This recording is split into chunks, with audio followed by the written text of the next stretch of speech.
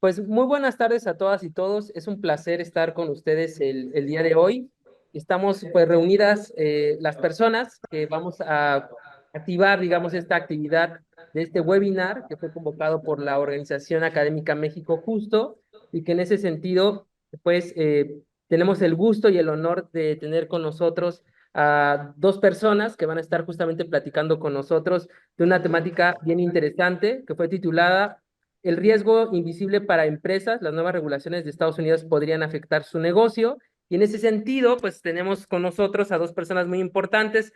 Por un lado, a el maestro Juan Carlos Pérez Góngora, quien es socio director y asociado del presidente México Justo, y por supuesto al doctor Ramón Cabrera, ¿no? Que es socio director de Stephen High Specialty Consulting y miembro del Consejo Académico de México Justo. Me voy a permitir, para efectos de la actividad, pues presentar a nuestros ponentes con una semblanza respecto a su trayectoria. Y en ese sentido, pues voy a comenzar presentando al maestro Juan Carlos Pérez Góngora. Es maestro en impuestos por parte del Instituto de Especialización para Ejecutivos de la División Monterrey. Es socio director y fundador en Pérez Góngora y Asociados, ¿no? Firma dedicada a la consultoría fiscal y patrimonial desde 1986 y director de Biocélulas Madre, empresa que ofrece servicios de integración en el tratamiento de distintas enfermedades. ¿A qué cargos actuales tiene? Es presidente de la Asociación México Justo, por supuesto, presidente del Consejo Empresarial Mexicano y, bueno, ha sido vicepresidente de Asuntos Fiscales en la Canaco y también fue presidente de la Comisión Fiscal en la Canaco. En nuestras actividades académicas, pues cuenta con experiencia de 40 años, ¿no? En temas de conferencias, pláticas en materia fiscal, y es coautor del libro Análisis Fiscal, Legal y Contable de la Asociación en Participación, y autor de libros como Valores en la Cultura Empresarial, Un Modelo para el Cambio, Economía Informal, Propuesta de un Esquema para Tributación y Seguridad Social. No, maestro, muchísimas gracias por su presencia y muy buenas tardes.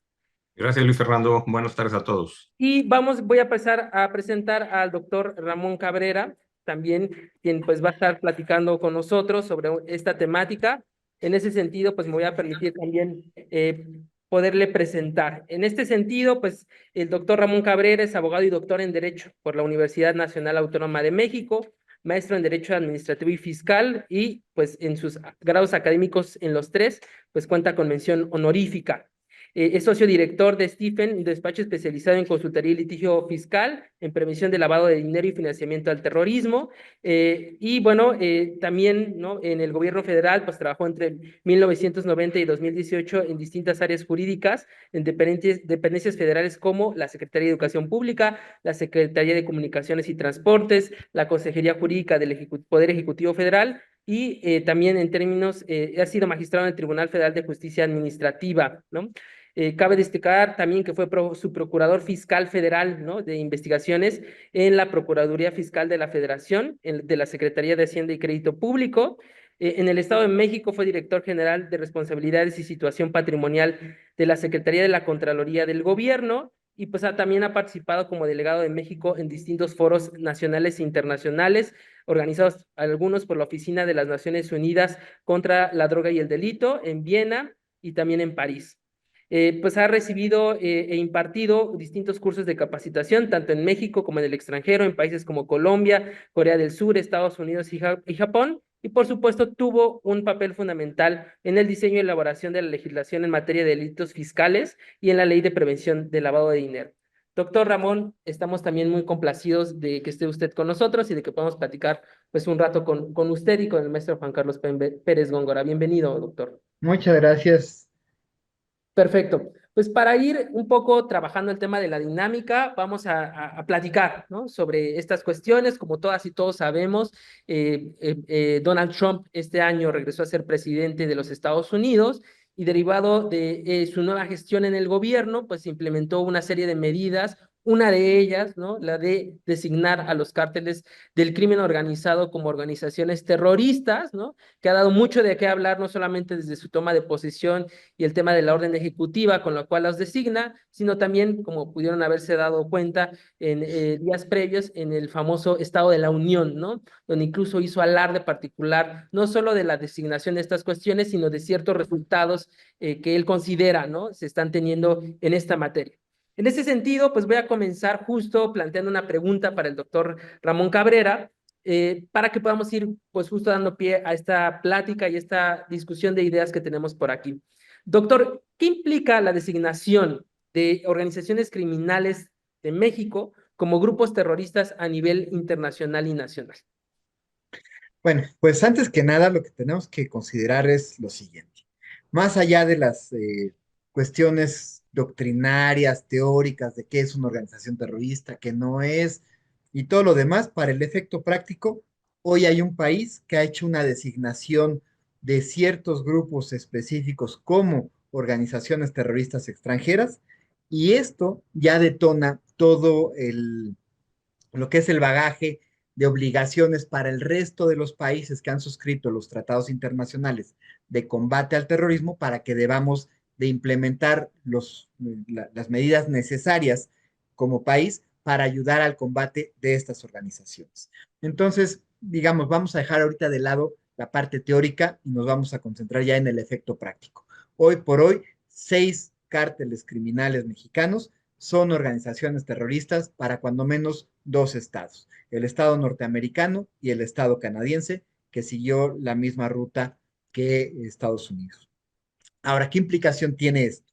Pues desgraciadamente todo este tipo de medidas que estaban diseñadas para otro tipo de países, con una menor vinculación económica, con un menor grado de integración a una gran economía en un esquema donde estábamos hablando de países que estaban mucho más, digamos, en cuarentena económico-financiera respecto del resto del mundo y respecto de organizaciones terroristas totalmente ajenas al mundo occidental, porque básicamente estaban concentradas en acciones relativas a organizaciones terroristas en el Medio Oriente. ¿Qué consecuencias tiene? ¿Qué efecto tiene? Bueno, primero, que son organizaciones terroristas como tales, para efectos de los tratados, que deben de ser combatidas por todos los Estados miembros, incluido México, como si estas organizaciones fueran terroristas, y por tanto, todo el modelo de persecución, de procuración y de prevención para la comisión de este tipo de delitos y el asociado, que es el financiamiento al terrorismo, deben desplegarse por los estados, es decir, por México como país, por Estados Unidos y por el resto de la comunidad. Ahora, el efecto que tenga en relación con un país con una alta vinculación comercial, financiera, con un altísimo grado de integración económica con los Estados Unidos y con Canadá, como lo es nuestro país, pues le da una dimensión desconocida a los efectos que pueda llegar a tener una medida de esta naturaleza.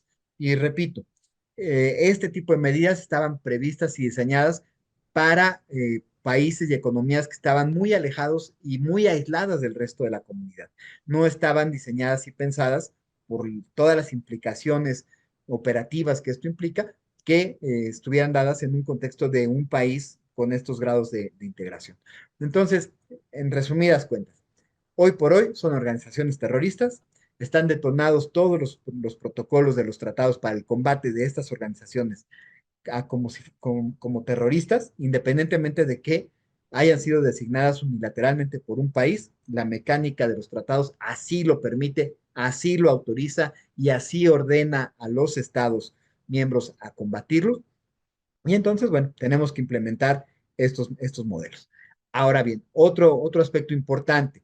En México tenemos una ley antilavado, así conocida, y en el cual, en el énfasis que se puso durante su implementación, siempre se vio la parte de lavado de dinero y no tanto el esquema de financiamiento al terrorismo, porque era un tema muy ajeno a nuestra realidad diaria, a nuestra cotidianeidad como país. Sin embargo, las disposiciones de esta ley por una cuestión del artículo segundo transitorio del decreto que reforma al Código Penal en marzo del 2014 en relación con los delitos de lavado de dinero, terrorismo internacional y financiamiento al terrorismo, ordena ese transitorio que esas mismas disposiciones de prevención del lavado de dinero le apliquen a los esquemas de prevención del financiamiento del terrorismo. Entonces, hoy por hoy ya cobra una vigencia, ya deja de ser letra muerta en el modelo de prevención de financiamiento al terrorismo, nuestra ley antilavado, y ya cobra vigencia. Y ahora sí, esa ley y la cobertura de prevención que debe de ofrecer tiene que ir tanto para esquemas de lavado de dinero como para los esquemas de financiamiento al terrorismo.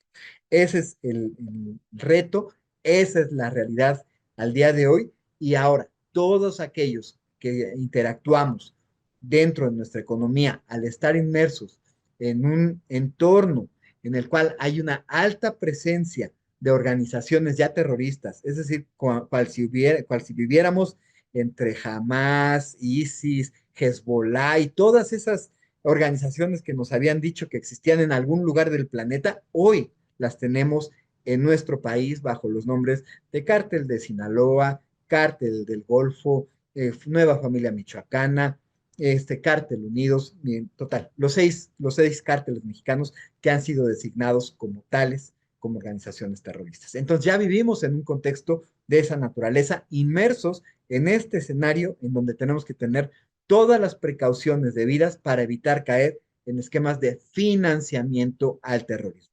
Es decir, tenemos que evitar tener contactos para evitar vincularnos con este tipo de organizaciones. Claro está que los ciudadanos norteamericanos, las empresas norteamericanas, los capitales norteamericanos que financian operaciones, ellos sí tienen una obligación legal directa por parte de los Estados Unidos de cumplir con las obligaciones que les impone su marco legal en el territorio estadounidense. So riesgo de que ellos incurran en violaciones a su ley e incurran en el delito de financiamiento del terrorismo allá. Ahora, ¿qué puede ocurrir? Que en el momento en el que tengan ellos interacción, como la tienen todos los días en cientos de miles de operaciones diarias que hay de intercambio comercial entre México y Estados Unidos, ellos pueden fácilmente contaminarse si no tienen un debido protocolo digamos, de vacunación.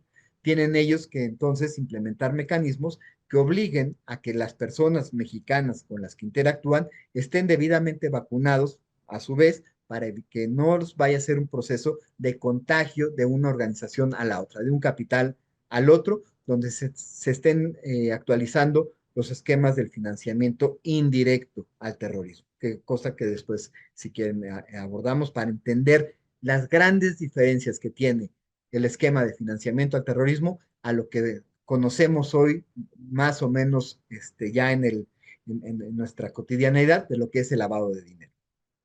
Excelente, doctor. Pues muy interesante lo que nos comenta, sobre todo pensando que si hay un tratamiento jurídico que existió previo, ¿no? A esta designación formal por parte, digamos, de Estados Unidos a partir de Donald Trump. Y en ese sentido, pensando más allá de este término jurídico, esta tecnicidad que existe respecto a esta existencia de estos grupos, ¿no? Y su clasificación como grupos terroristas, quisiera yo preguntarle ahora entonces, ¿cómo afecta entonces esta designación en la percepción de México, ¿no? En el ámbito global y, por supuesto, en las relaciones internacionales? Bueno, esto nos coloca en una situación muy delicada desde el momento en el que la economía mexicana en general, con la alta presencia de los seis grupos criminales que han sido designados como terroristas en todo el territorio nacional prácticamente, y al tener presencia en todo el territorio nacional y tener influencia económica en el territorio nacional, hace que en general haya ya un cierto grado de mancha respecto del nombre México. Y esto obligue a el resto de las economías, el resto de los sistemas financieros, ya a tener que guardar cierta distancia y tomar ciertas medidas de prevención y de precaución antes de interactuar con nosotros. Y esto, pues obviamente, genera ya una traba en lo que es la fluidez de las operaciones comerciales, de servicios, financieras de México con el resto del planeta. No solamente con los Estados Unidos, porque repito, el esquema global en el que se tiene en el que se desarrolla el modelo de prevención del financiamiento al terrorismo, ya es un esquema global. Ahí, en cuanto un solo país designa a alguna organización como una organización terrorista, en ese momento las obligaciones de estar atentos, de prevenirlos y combatir a esa organización se convierte en una obligación global. Y entonces, bueno, los efectos que tiene están frente a todas las economías que nos van a empezar a hacer requerimientos de ver y supervisar nuestras operaciones, ver que tengamos implementados debidos procesos de diligenciación, de identificación de clientes, de origen de recursos, y en el caso particular del financiamiento al terrorismo, de destino de los recursos, cosa que le da igualmente un alcance totalmente distinto al que conocíamos en temas de prevención de lavado de dinero. Perfecto, doctor. Al final, y como usted bien lo menciona, pues nos pone en una situación de foco, ¿no?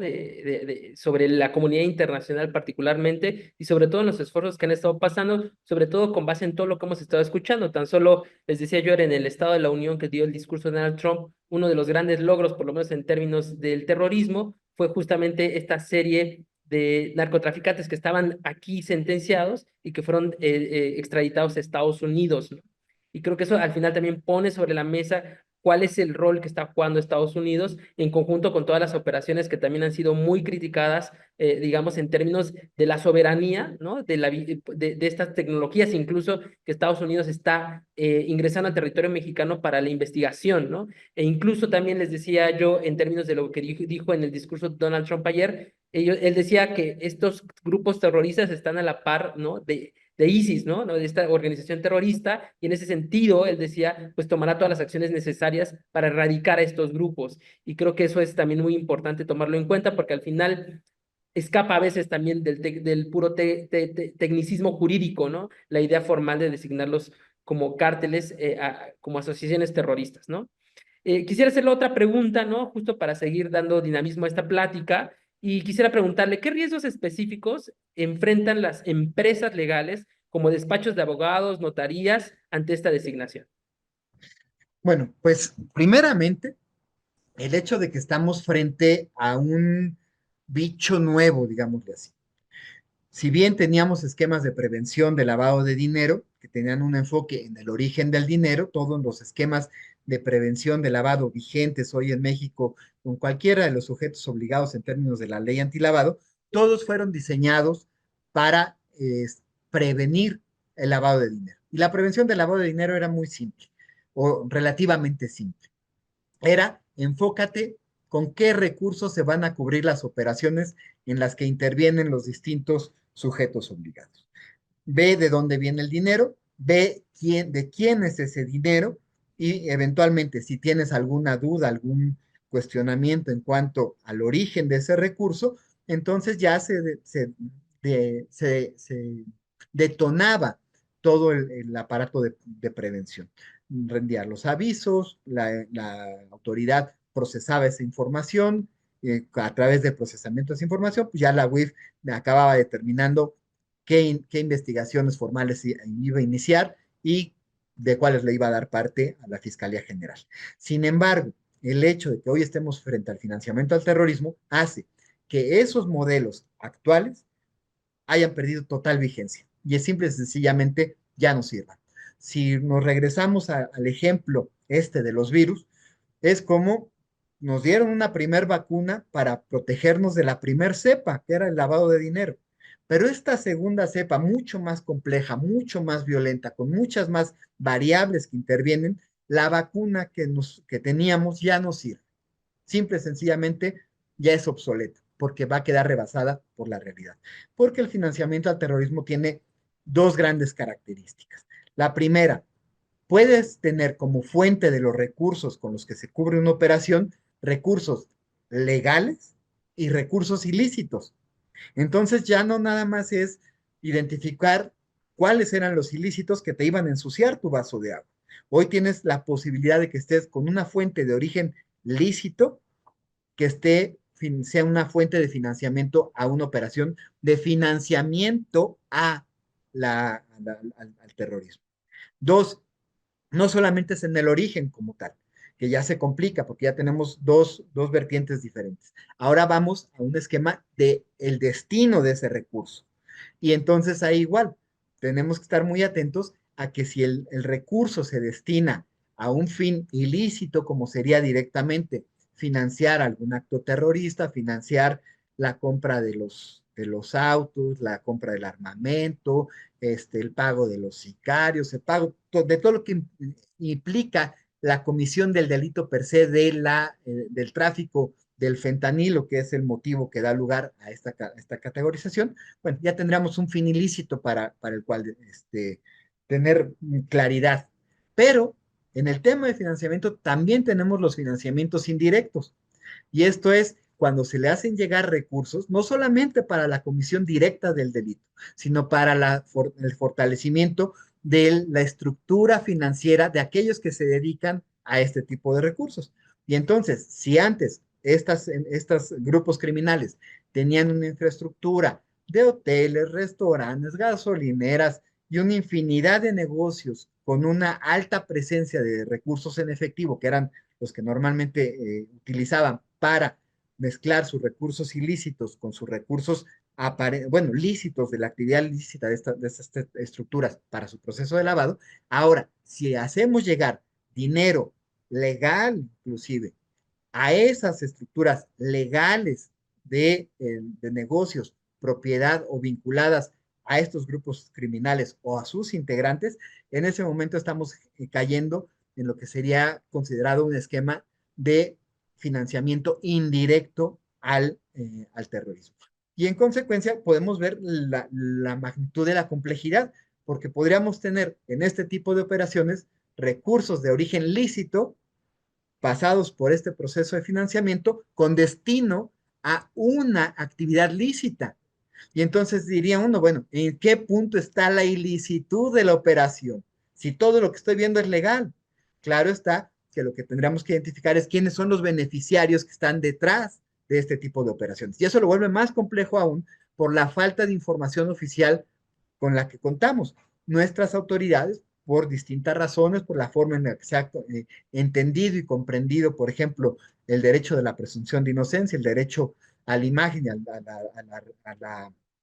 a la reputación de las personas, ha evitado que quienes estén sujetos a este tipo de investigaciones, a quienes estén siendo de alguna manera imputados, investigados, o cualquier forma relacionados con este tipo de ilícitos, las autoridades no tienen las facultades legales para transparentarnos quiénes son. Y entonces, peor aún, hoy tenemos que estar peleando contra fantasmas, porque no sabemos quiénes son, ni esas organizaciones, ni sus integrantes, ni cómo está. Entonces, aparentemente tenemos esta ceguera institucional por falta de fuentes de información nacionales.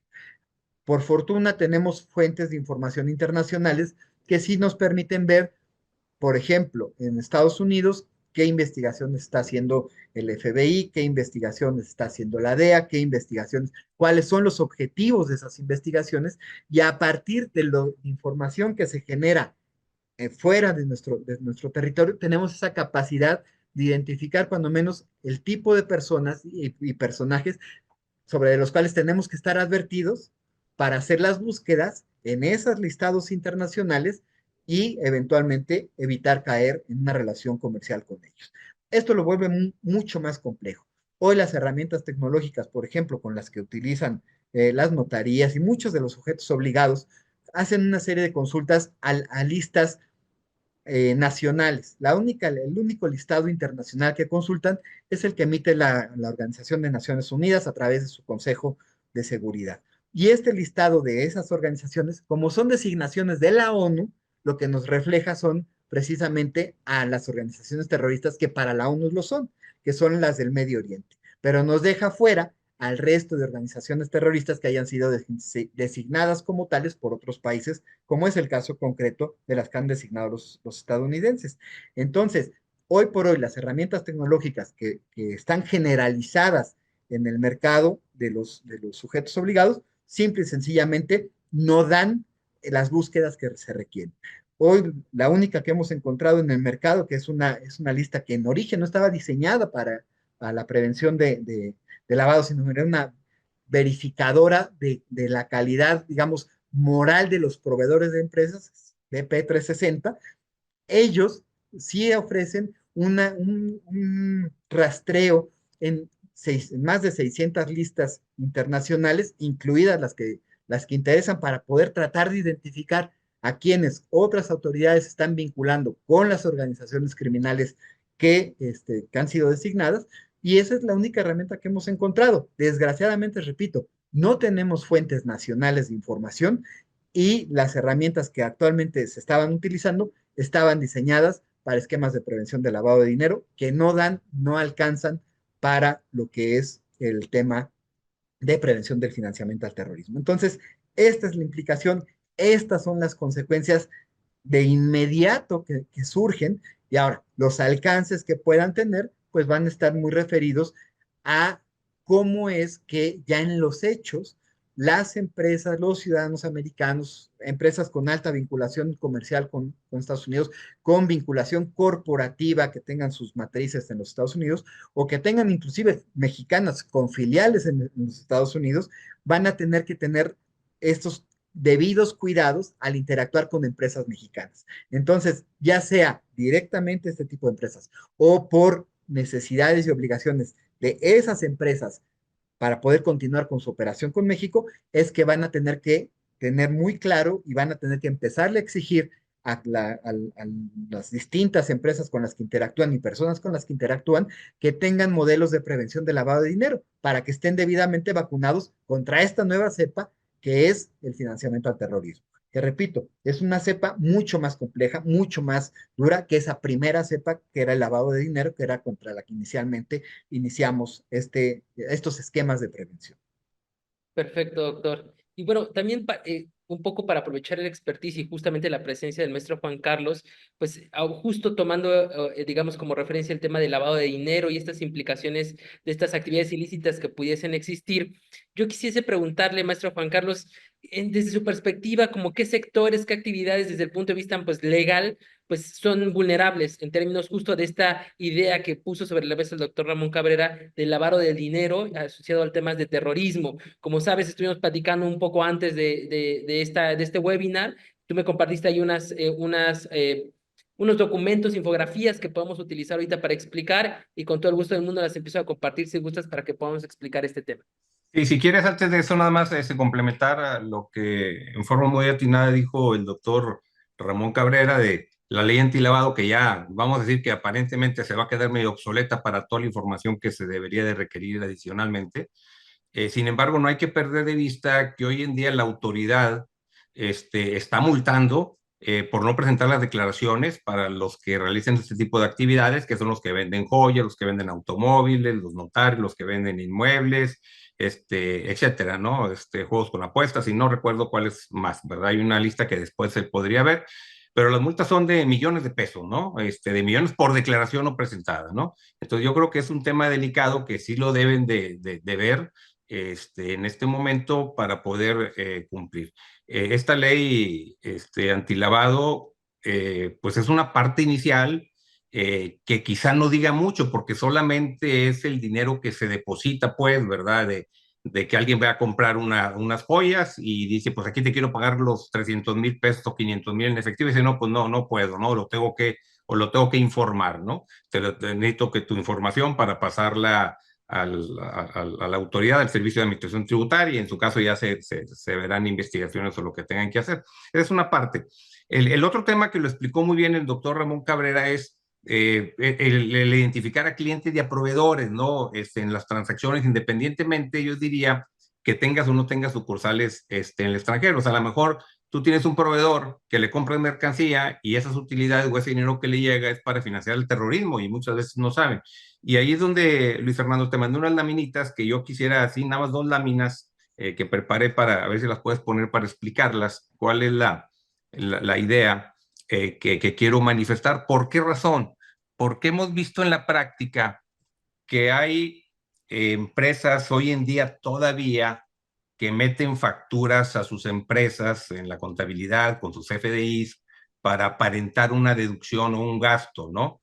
Y que eso puede tener implicaciones de financiamiento al terrorismo. Y doctor Ramón Cabrera, ahorita a ver qué opinas al final, pero imagínate que tenemos una compañía mexicana, que es la que está en el centro del cuadro, que compra una factura, le paga a una empresa facturera, les piden sus FDI, aparentemente se inventa una materialidad famosa de que sí fue un servicio, sí fueron mercancías que recibí, etcétera, hacen ahí ciertos manejos. Pero ¿qué pasa con ese dinero? En una primera instancia, pues menos la comisión que te cobra el facturero, pues el dinero te llega en efectivo. Y aquí en el ejemplo, si ustedes ven en el cuadro inferior del lado derecho, que está como punto número 3, o sea, la facturera 1, pues manda el dinero a otra facturera. Aquí puse 2, pero lo puedo mandar a la 3, 4, 5 y 10, porque tienen muchas, ¿no? Pero el dinero que te entregan en efectivo, pues no van a ir a sacarlo al banco inmediatamente, ya lo tienen ahí. Y ese dinero probablemente venga de actividades ilícitas o del crimen organizado o del narcotráfico, etcétera. Ahora, ustedes pueden decir, bueno, a ver, pero si a mí me entregan un dinero en efectivo, pues ese no trae un sello que dice que es un dinero que es mal habido, que fueron por vender droga o por contrabando, por lo que sea. No, el dinero no, pero la, el pago que hace la compañía mexicana a la facturera 1, que después lo pasan a la facturera 2 y 3 y 4, si esa facturera 2 es una que utiliza el crimen organizado para, para bancarizar el dinero, a los delincuentes les entregan esa empresa facturera 2 en el ejemplo, no sé si me explico. Y esa empresa te podría decir, oye, tu compañía mexicana, que eres una compañía aparentemente seria, pues hiciste unas triangulaciones entre facturera 1, 2, 3, 4 y 5, las que sean, y fueron a dar a financiar el terrorismo. Entonces, este punto lo quise señalar porque hoy en día hemos visto muchas empresas que siguen metiendo en su contabilidad ese tipo de facturas y no nada más es el alcance de que me la rechacen, de que me quiten la deducción, el acreditamiento, de que tiene consecuencias penales, sino hoy en día con esta declaración de Estados Unidos de declarar al grupo terrorista tiene unas implicaciones mayores, ¿no? La siguiente lámina nada más la agregué igual porque hay veces que dicen, bueno, es que a mí me regresan el dinero a través de un CFDI, o sea, yo pago y no me dan dinero en efectivo porque si es mucho dinero, pues no puedo andar guardando dinero en efectivo. Entonces me expiden un CFDI de asimilable a salarios, y yo lo puedo declarar, así dicen. Digo, nos ha tocado ver en la práctica que tienen problemas y nos han consultado este tipo de operaciones. Y yo lo primero que pregunto a esa persona que recibe el depósito, que es el accionista en este ejemplo de la compañía nacional, yo pregunto, oye, ¿y qué empresa fue la que te pagó? ¿La conoces? ¿Conoces la identidad de la empresa o de los accionistas o de los administradores?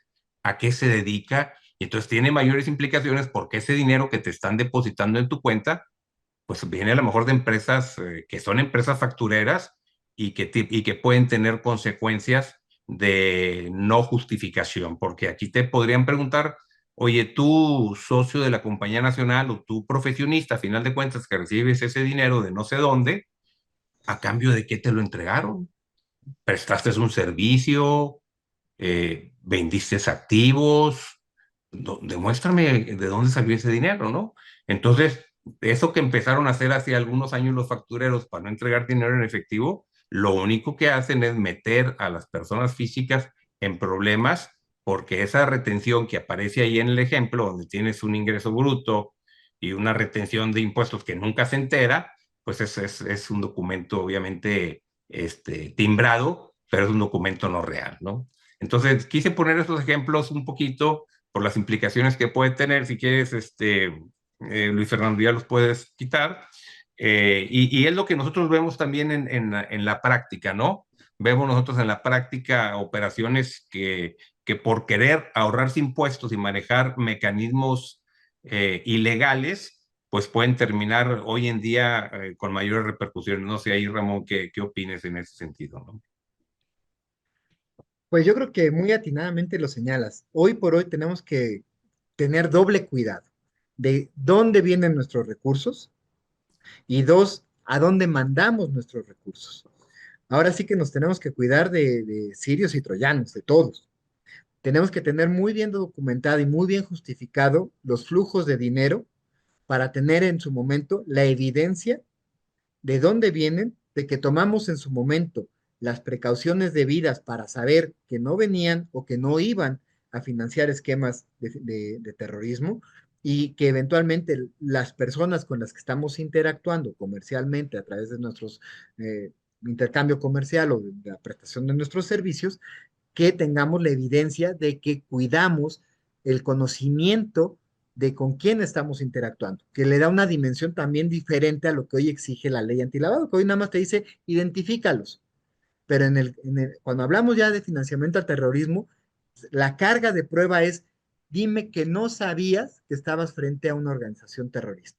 Dime que no tenías por qué haberlo sabido. Y no solamente me lo digas, pruébamelo. Entonces hay una reversión de la carga de la prueba. Y esto hace muchísimo más complejo para todas aquellas personas que no tienen los debidos cuidados, los debidos mecanismos preventivos que te generen la evidencia que te permita defenderte en su momento de una acusación o de un involucramiento de directo o indirecto con este tipo de organizaciones. Y como bien lo apuntas, si estamos interactuando con fantasmas, porque no sabemos quiénes son, pues el riesgo es muchísimo mayor. Y si sabemos que de alguna manera ahí hay algo que podría no ser lo adecuado, lo correcto, entonces el riesgo, pues obviamente se nos incrementa. En la medida en que no tenemos la certeza o el mayor grado de certeza, porque al final del día tampoco nunca la vamos a lograr, pero en la medida que tengamos cuando menos el mayor grado de certeza posible de con quién estamos interactuando económicamente y comercialmente, vamos a tener esa capacidad de generar la evidencia de que tomamos las previsiones suficientes para que estuviera fuera de nuestra capacidad de conocer que estábamos frente a una organización de esta naturaleza. Y si lo logramos tener, entonces nos vamos a poder defender ante una acusación. Porque al final del día, ¿qué va a ocurrir? Que en este tipo de investigaciones, ¿quiénes son los que aparecen? Obviamente no vamos a encontrarnos a los grandes personajes que vemos en la televisión o que acaban de expulsar del país. Esos no existen en el mundo de la economía real. Son conceptos. No, no, nunca fueron al banco, no tienen una tarjeta a su nombre, no tienen una chequera a su nombre, no tienen cuentas a su nombre. Tienen acceso al dinero de sus organizaciones, pero ellos no las tienen. El tema es quién las tiene, quién las maneja. Y esos que las manejan, además, toman las providencias para ocultarse, pues justamente para que no los puedan identificar y en caso de que se identifique alguna de estas redes, no puedan dar con los responsables de este tipo de cuentas. Pero ¿quién sí va a aparecer? Pues el que sí recibe en su cuenta real, en tu cuenta de banco de veras, en tu tarjeta, en la factura de tu coche, en el pago de tus proveedores, el que sí va a aparecer eres tú. Y los sujetos obligados en la ley antilavado, que son los que eventualmente tienen que tener estos registros. ¿A quienes les van a preguntar en los hechos, en un caso de investigación y vinculación a un tipo de investigación de esta naturaleza? A esas personas reales que sí van a encontrar en un primer momento, que es el señor de la tienda, es el señor accionista en su oficina, es el señor notario que intervino en la constitución de la empresa, es el notario que intervino en la fusión de las compañías, que dio fe de la compraventa de ciertos inmuebles, que dio fe de las operaciones vulnerables en las que intervino. Esas son las personas a las que sí van a agarrar, porque somos las personas de carne y hueso que sí aparecemos, que sí estamos haciendo nuestra actividad frontal en la economía formal. Entonces, a nosotros es a los que van a venir a cuestionarnos. Y si no generamos, por no tener nuestros esquemas actualizados de prevención de lavado de dinero, no generamos la evidencia que nos diga, oye, yo tomé las medidas que estaban a mis manos y en mis posibilidades para poder investigar con quién estaba actuando, pues no voy a tener mecanismo de defensa. ¿Qué va a ocurrir? Que si me preguntan, ¿y quién fue tu prestador de servicios? No sé. Oye, pero pues sí que cobraste, ¿no? Y cobraste una buena cantidad de recursos, o quién te dio ese financiamiento, quién te dio ese retorno, y voy a decirles que no sé. Digo, a lo mejor el SAT me la cree. El problema es que hoy me lo va a creer la DEA, me lo va a creer el FBI, me lo va a creer el Departamento de Justicia de Estados Unidos. Ese es el gran riesgo. Ahora, yo digo, o sea, estoy acá en México, a mí qué me importan las leyes estadounidenses. Esas leyes estadounidenses, por el tipo de delitos de interacción como se dan en las operaciones económicas de este tipo de delitos, se combaten globalmente. Y van a pedir órdenes de aprehensión, nos van a detener y nos van a solicitar no las deportaciones, porque eso sería para los extranjeros, nos van a pedir las extradiciones. Y si le meten tantita presión, ni extradición va a haber. Pregúntenles a los 29 que acaban de mandar, ni extradición hubo. Tremendo. O sea, estamos viendo cosas que nunca se habían visto o que no se veían en el mundo reciente, con consecuencias no previsibles porque no tenemos forma de comparar, si hago esto, pasa esto, cuando pasó aquello, sucedió esto. Hoy no tenemos esos marcos de referencia. Desgraciadamente hoy es hasta donde la imaginación nos da y donde la prudencia nos indica que debemos de tomar la medida y detenernos. La prudencia es necesariamente nuestro gran parámetro actual de actuación y la prudencia debe de ir acompañada de un asesoramiento para documentar aquello que la prudencia nos está indicando que debemos estar haciendo. Actuar con gente que conocemos, que sabemos de qué se trata, operando con la economía formal y evitando incurrir en un esquema de financiamiento del terrorismo, que les repito, es súper complicado, altamente complicado por todas las variables y que se puede dar en un contexto total de legalidad de la operación y estamos incurriendo en una actividad ilegal. Entonces, ese es el gran reto, ese es el gran freno, y quien nos diga, y yo sé que va a pasar esto, y yo sé que va a pasar, nos está mintiendo porque no hay referentes históricos de lo que estamos viviendo. Perfecto.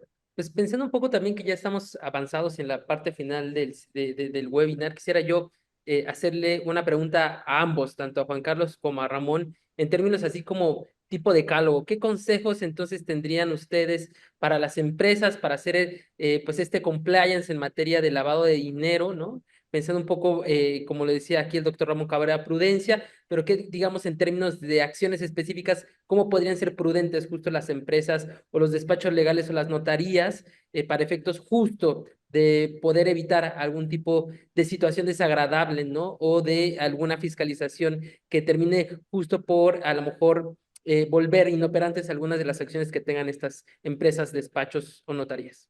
Entonces, no sé, podemos comenzar con el doctor Ramón y después con el maestro Juan Carlos. Bueno, uno, ¿quiénes son los sujetos que veo con un mayor grado de exposición al riesgo? Las empresas que tienen una vinculación corporativa con alguna empresa norteamericana. Dos, empresas que tienen una alta vinculación económica con empresas norteamericanas, ciudadanos norteamericanos que tienen vinculaciones económicas en México. Y los sujetos obligados por la ley antilavado, porque ellos ya están preadvertidos de que lo que realizan puede ser vulnerado por las organizaciones criminales y en este caso terroristas. Estos grupos específicos son los que tienen que tomar unas medidas urgentes, urgentes. No hay margen de error para hacer una revisión profunda de sus esquemas de prevención de lavado de dinero bajo la óptica del financiamiento al terrorismo.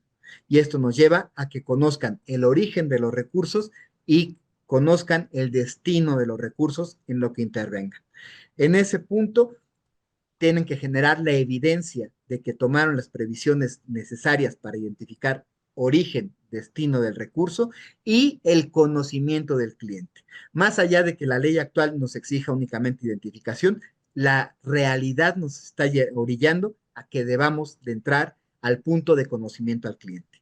Y dicho sea de paso, esto es una cuestión ahorita de hecho, pero estamos a un par de meses de que ya se implemente las reformas a la ley antilavado que se están discutiendo el día de hoy en el Congreso y ya por ley nacional también tengamos esta obligación. Entonces, o lo hacemos hoy o lo hacemos mañana, pero qué mejor que empezarlo a hacer el día de hoy. Y dos, utilizar herramientas mucho más poderosas de investigación para el conocimiento del cliente, que repito, desgraciadamente en el mercado no encontramos y que en nuestra experiencia la única que hemos identificado como tal es la BP 360 y no lo digo como comercial, es simplemente porque es la única herramienta que hoy identifico que nos da esa cobertura de búsqueda en listas internacionales, en listados internacionales, que son los únicos que hoy nos pueden dar esa luz de quiénes son los sujetos que están las autoridades estadounidenses vinculando a las organizaciones que ellos determinaron como terroristas y dos que sí están siendo investigadas en los Estados Unidos. Porque hoy por hoy, por obligaciones legales y demás, en México nuestras autoridades no nos las pueden dar.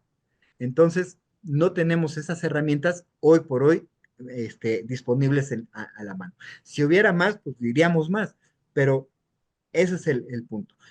Revisar a profundidad y con la óptica de financiamiento de terrorismo los esquemas de prevención que se tengan hoy por hoy implementados en esos grupos de sujetos particularmente expuestos a un riesgo inminente. Y dos, estar muy atentos a generar esta percepción de riesgo, de que no es algo que está pasando del otro lado de la frontera y que a mí no me viene al cuento. A mí me viene al cuento por el grado de interacción que tengo con la economía del otro lado. Eso es lo importante. Eso es lo que yo haría de inmediato y en eso enfocaría mis esfuerzos. Perfecto, doctor. Maestro Juan Carlos, algo que usted también quiere Sí, agregar, algo en lo yo, que coincida. yo señalaría 3 puntos importantes. El primero de ellos, que fue parte de la presentación ahí que se hizo, no utilizar o no continuar utilizando empresas factureras para actividades de bajar impuestos. O sea, podrá haber otros caminos, podrá haber algo de planeación, pero no eso. ¿Por qué razón? Pues porque en la mayoría de los casos yo diría que son, bueno, además de que son actividades ilícitas, de que están involucradas con el terrorismo. Para el caso Nuevo León, en Nuevo León han matado a muchos factureros. O sea, ¿por qué? ¿Por vender facturas los mandó matar el SAT? No, ¿verdad? ¿Por qué? Porque están involucrados con la delincuencia organizada. O sea, no hay otra razón. Segundo, eh, para mí es muy importante la identidad, o sea, no la materialidad. A veces me piden la materialidad, oye, es que tienes una factura de 1 millón de pesos, ¿qué gasto metiste? No, pues es un estudio de marketing, aquí está un documento de 100 cuartillas donde viene todo el resumen. ¿Y quién te lo hizo? No, pues fue la compañía Patito esa, ¿y con quién? O sea, pues esa es una persona moral, es un ente en la vida real inexistente, pero ¿con quién te identificaste? ¿Con quién platicaste? ¿Con quién discutiste los temas? O sea, para mí es muy importante la identidad de ese proveedor que me está prestando un servicio, que me está vendiendo bienes, materias primas, mercancías, etcétera. Y con el cliente también, ¿no? O sea, y es lo mismo, o sea, tener la identidad. O sea, las personas morales no hacen transacciones solas por sí mismas. O sea, son las personas físicas que utilizan sus empresas, sus estructuras jurídicas, sus personas morales para hacer negocios. Pero al final de cuentas, detrás hay un director, hay un gerente, hay un accionista, que son los que para mí deben identificar. Por eso yo he insistido y en la práctica lo hemos recomendado, es más importante la identidad de tu cliente y de tu proveedor que la materialidad. Ya sé que esta última te la piden como requisito en una revisión. Quiero ver la materialidad. Está perfecto, pues hay que cumplir con eso. Pero la otra es más importante, al grado que te digan, oye, eso no es cierto, ese estudio no es correcto. A ver, yo le voy a hablar al que me hizo el estudio, va a venir aquí y ante el Servicio de Administración Tributaria te demuestro que este señor fue el que me dio el servicio. Pero no de que no sé. Ah, pues ya la empresa desapareció, ya apareció en las listas del 69B y todas esas cosas. Entonces yo creo que esa parte, además de cumplir con más formalidades, como le dijo el doctor Ramón Cabrera, pero creo que esa parte la debemos de tener en la mente siempre que platiquemos. Oye, tú contratas una persona para que te haga unos trabajos de remodelación en tu bodega o en tus oficinas, y pues tú hablas con la persona, con el arquitecto, con el contratista o con el carpintero, lo que te vayan a hacer. Bueno, a ver, yo quiero que tú me des la factura. O sea, que seas tú, no me traigas otra factura de no sé quién. O sea, porque estoy tratando contigo. O sea, entonces, que por lo menos si tienes una empresa, está bien, que seas representante, que seas trabajador, que seas accionista, lo que sea, pero que estés vinculado. Entonces, yo creo que esa parte de la identidad yo la pondría sobre la mesa y creo que es un requisito importante que debemos de cumplir, ¿no? Perfecto. Pues vamos a hacer algunas preguntas o alguna pregunta, sobre todo por temas de tiempo, de las que estuvieron poniendo en el chat. Por ahí agradecemos, por supuesto, su participación y su interés en esta conferencia, ¿no? Estamos por aquí de 95 personas reunidas. Eso creo que también habla mucho de la importancia de la temática, también del expertise que tenemos justo con nuestros expertos, el doctor Romero Cabrera, el maestro Juan Carlos Pérez Góngora. Y en ese sentido, voy a hacer la siguiente pregunta que veo por aquí en el chat, ¿no? Nos dicen por ahí, pues que ya existen, por supuesto, reglas del sistema financiero, ¿no? Y ya se contemplan, pues, justamente los riesgos, pero si ustedes identifican algo adicional, ¿no? En el sistema financiero, ¿no? Que pudiera ser, digamos, el tema de identificar riesgos específicos, ¿no? O algunos aspectos sobre este tema. Esta pregunta nos las hace Ramírez Bernabé. Muchas gracias por la pregunta. No sé, ahí en su caso, doctor Ramón, maestro Juan Carlos, adelante. Sí, perdón, es que estaba leyendo justamente algunas de las preguntas. Este, ¿me la puede repetir, por favor? Sí, nos dice por ahí Esther que, bueno, ya existen reglas del sistema financiero y que ya Ah, contemplan este tipo de riesgos, pero si ustedes identifican justo algo más, ¿no? Que el sistema financiero puede identificar como riesgos o deba identificar como riesgos, pues derivados de esta coyuntura asociada a la designación de cárteles mexicanos como organizaciones terroristas. sí, bueno, los riesgos, vuelvo, México como tal tuvo siempre un enfoque de prevención de lavado de dinero. Los mecanismos de prevención están generados a partir de identificar el origen del recurso. Esa era la visión. Las de los bancos también, inclusive. O sea, la de los bancos es un poco más robusta, mucho más robusta que la de un sujeto obligado en términos de ley antilavado, por el mismo tamaño potencial y los requisitos que pide el sistema financiero internacional. Pero al final del día, el énfasis, el enfoque, el acento del cuidado de estas operaciones era el lavado de dinero. Hoy por hoy se van a tener que repensar los esquemas que están vigentes, tanto en la ley, en los sujetos obligados de ley antilavado, como las instituciones y entidades financieras, porque tienen que ver también ya el destino de los recursos. Tenemos que modificarnos y hacernos a este nuevo paradigma de cómo abordar estos dos fenómenos en muchos puntos coincidentes, pero también en algunos puntos divergentes y que exigen un mayor nivel. Es muy importante. También estaba leyendo ahorita, por eso me perdí, que hablaban de que habemos algunas voces alarmistas. No es un tema de ser alarmista, es el tema de enfrentar una situación muy concreta. Ayer no teníamos organizaciones terroristas en México, hoy sí las tenemos. Entonces no es un tema de alarma, nada más es un tema de conciencia, de un cambio de realidad, donde tenemos en consecuencia simplemente que accionar. O sea, alarmista sería, dejemos de hacer todo, dejemos de hacer negocios, dejemos de actuar, cerremos el negocio y vamos para la casa, no hablemos con nadie. No, eso sería alarmismo. Alarmismo sería hablar de que no, pues que el ovni va a llegar y que nos va a caer un meteorito. Sería alarmismo. Hoy no es lo que va a pasar, es lo que ya está pasando. Hoy tenemos organizaciones terroristas mexicanas en México. Hamas, Hezbollah, ISIS y demás, ahí están en Medio Oriente, difícilmente las vamos a ver aquí. Pero aquí sí tenemos Sinaloa, Golfo, Nueva Familia Michoacana, Cárteles Unidos. Tenemos 6 organizaciones terroristas actuando en todo el territorio nacional. Eso es lo que genera el cambio de condiciones y le obliga a tomar previsiones. No es ser alarmista, es simplemente reconocer esa realidad y actuar en consecuencia. Cada quien va a modular qué tantas precauciones y decisiones y acciones prudenciales tomará y cuáles no. Eso ya es ahora sí que a decisión de cada quien. Pero de que el cambio de paradigma ha cambiado por el cambio de condiciones, eso ya es un hecho, no es un tema de alarmismo.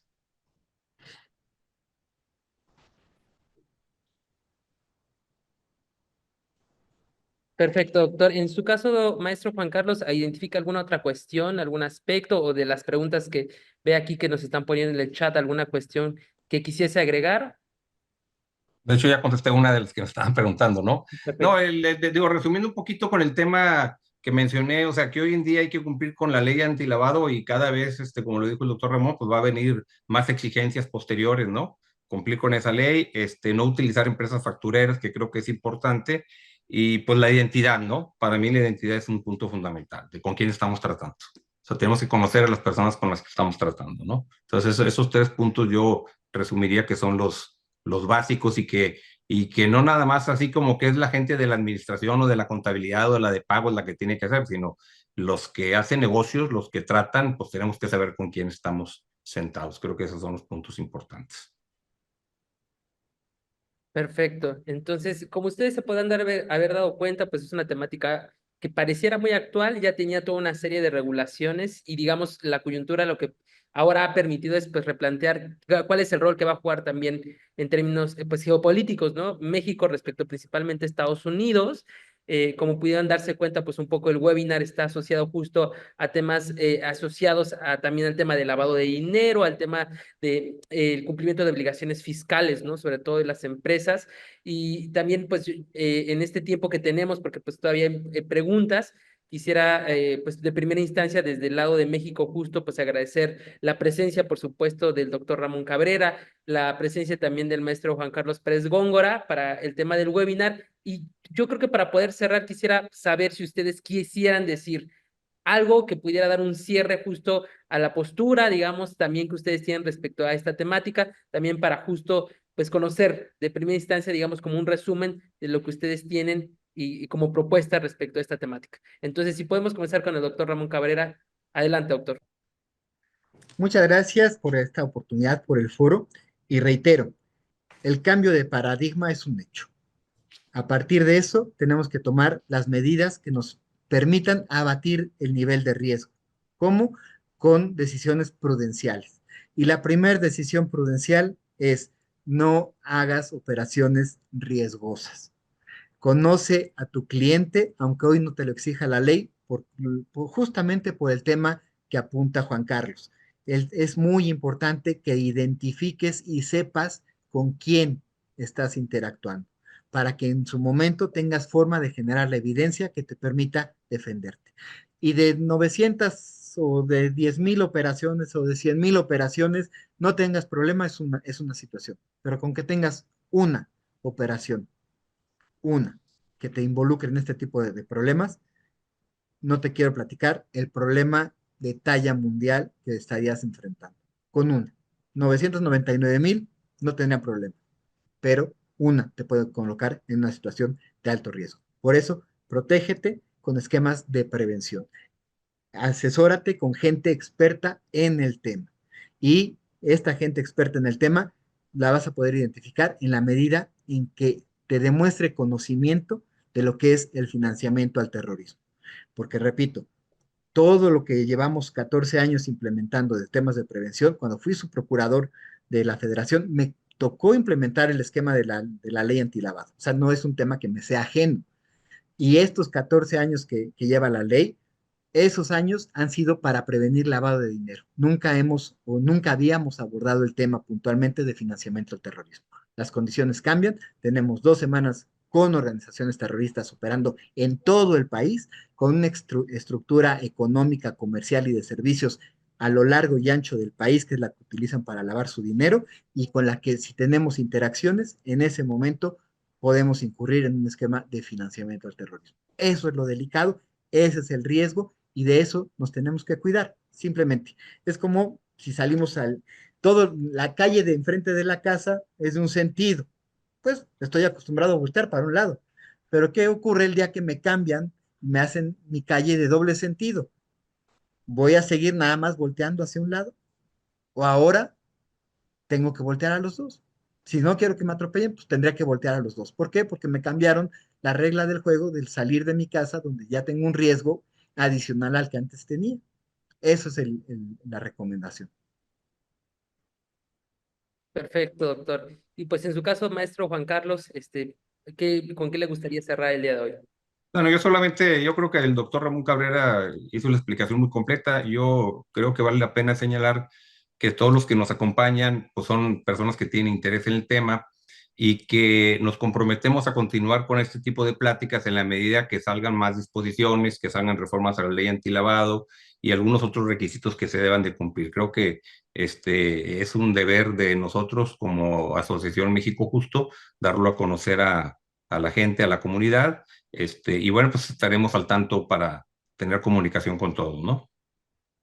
Perfecto. Pues en este caso particular, si no hay alguna otra cuestión, estaríamos con esto cerrando justo el tema del webinar. No sin antes agradecer nuevamente al doctor Ramón Cabrera, al maestro Juan Carlos, por aquí el ingeniero Rafael también que estuvo con nosotros trabajando, a la doctora Tania Reyes también de la Organización México Justo. Yo soy Luis Fernando Flores Chávez, también parte de la asociación académico en el TEC de Monterrey, y cualquier cosa, situación, pues estamos al pendiente a través pues justamente de los canales de comunicación que tenemos de la organización. Y pues y sin más, yo creo que les deseamos a todas y a todos una excelente noche. Y por supuesto, seguiremos en la medida de lo posible, como dijo el maestro Juan Carlos, pues propiciando este tipo de espacios. Muchas gracias a todas y todos y pues que estén muy bien. Gracias, hasta luego. Hasta luego, hasta luego. Hasta luego.